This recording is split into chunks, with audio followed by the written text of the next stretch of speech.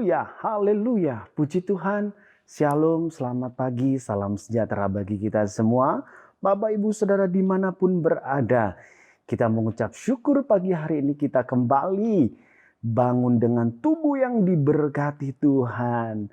Nah, untuk melengkapi sukacita kita pada pagi hari ini, kita akan kembali diberkati oleh kebenaran firman Tuhan yang akan saya beri sebuah judul yaitu Ciuman Yudas, atau istilah kerennya The Kiss of Judas. Nah, langsung saja Bapak Ibu Saudara yang dikasihi Tuhan, kita baca ayat Alkitab kita di dalam Matius 26 ayat 48 sampai 50. Matius 26 ayat 48 sampai ke 50, demikian firman Tuhan. Orang yang menyerahkan dia telah memberitahukan tanda ini kepada mereka. Orang yang akan kucium itulah dia. Tangkaplah dia.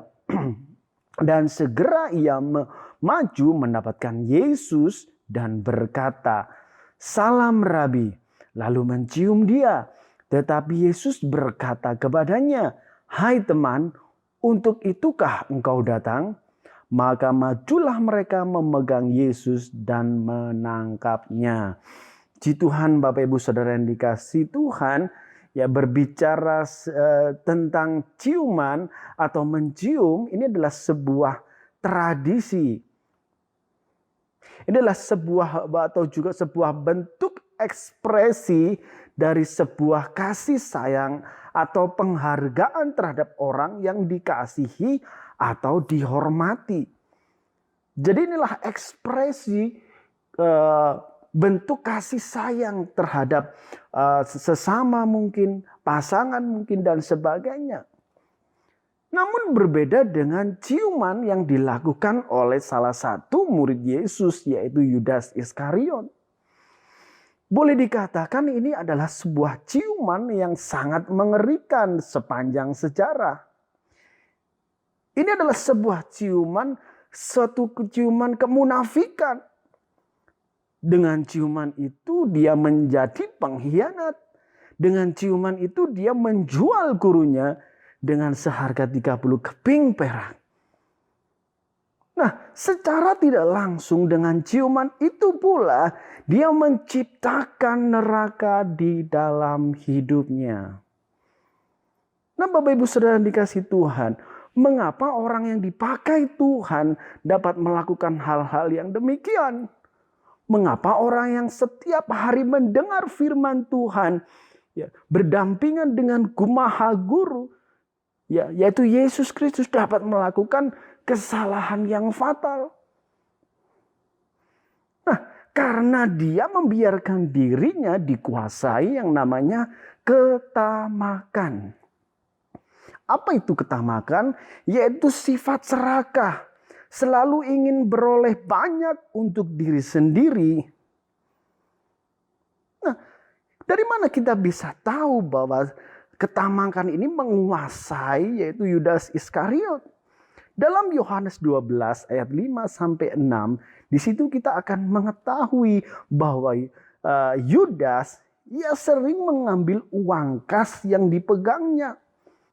Ketamakan akan uanglah yang membuat Yudas menjadi orang jahat. Ketamakan akan uanglah yang membuat Yudas menjadi orang yang munafik. Sehingga dia rela menjadi orang yang jahat. 1 Timotius 6 ayat 10 berkata, "Karena akar segala kejahatan adalah cinta akan uang. Sebab oleh memburu uanglah beberapa orang telah menyimpang dari iman dan menyiksa dirinya dengan berbagai duka." Nah, Bapak Ibu Saudara dikasihi Tuhan, melihat sesuatu yang salah, melihat sesuatu yang tidak benar dalam diri muridnya, apa yang dilakukan Yesus? Matius 26 ayat 20 sampai 23, di sana Yesus berusaha mengingatkan Yudas mungkin kesekian kalinya akan kesalahan yang dilakukan oleh Yudas. Tapi sekali lagi, Seolah-olah meskipun Yesus mengingatkan, Yudas sudah mati rasa terhadap dosanya. Nah, Bapak Ibu Saudara dikasihi Tuhan, kita bisa saja menyembunyikan dosa. Kita bisa saja menyembunyikan suatu pelanggaran kita terhadap Tuhan, terhadap orang lain, terhadap istri, suami, atasan, ya, majikan kita dan sebagainya. Mereka bisa kita bohongi, mereka bisa kita kelabui. Tapi satu hal yang perlu kita catat, mata Tuhan selalu ada dimanapun kita berada. Serapat-rapat apa dosa yang kita tutupi, mata Tuhan selalu ada di sana mengawasi kehidupan kita. Nah, ketika Tuhan ingin menghentikan seseorang dari berbuat dosa, Tuhan pasti akan menunjukkan orang itu akan dosa-dosanya. Seperti yang dilakukan Yesus. Beberapa kali Yesus mencoba untuk mengingatkan Yudas. Tetapi Yudas menjadi keras kepala. Seolah-olah tidak peduli dengan teguran yang Yesus berikan. Waktu Yesus berurusan dengan dosa, Dia akan membuat orang itu menyadari kesalahannya atas dosanya. Itu yang Yesus lakukan.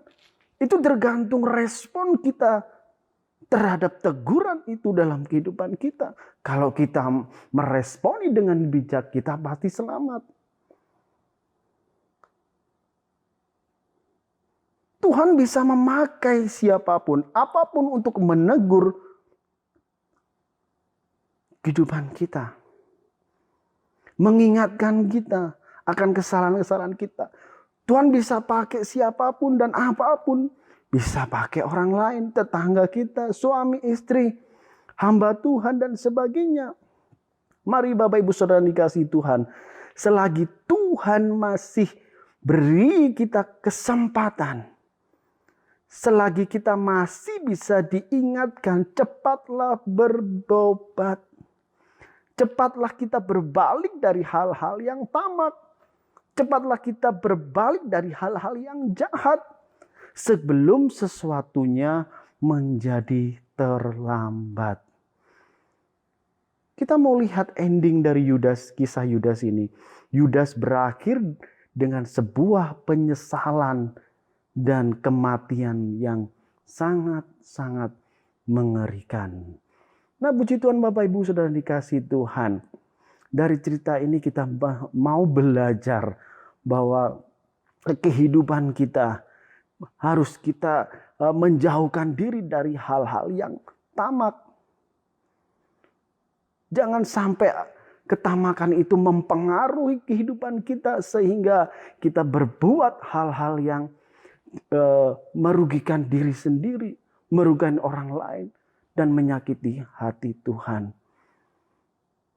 Marilah kita belajar bersama-sama tentang kisah Yudas ini. Saya percaya ini boleh menjadi berkat maupun teguran bagi saya dan saudara pagi hari ini. Haleluya, haleluya. Puji Tuhan, mari berdoa bersama saya. Bapa di surga, kami bersyukur Tuhan pagi hari ini kami diberkati oleh kebenaran firman-Mu yang mengingatkan kami untuk kami Tuhan tidak tamak, tidak serakah, tetapi kami akan mencukupkan diri kami dengan apa yang menjadi bagian di dalam kehidupan kami.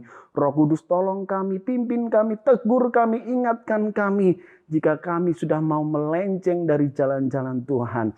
Terima kasih Tuhan, berkati sidang jemaat-Mu yang lemah Tuhan Kau kuatkan, yang sakit Engkau sembuhkan, yang di dalam kekurangan limpahkan dengan berkat-berkat-Mu Tuhan. Terima kasih Tuhan, di dalam nama Tuhan Yesus Kristus kami berdoa. Haleluya, haleluya, amin.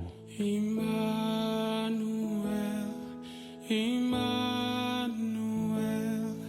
Engkau besertaku. Immanuel.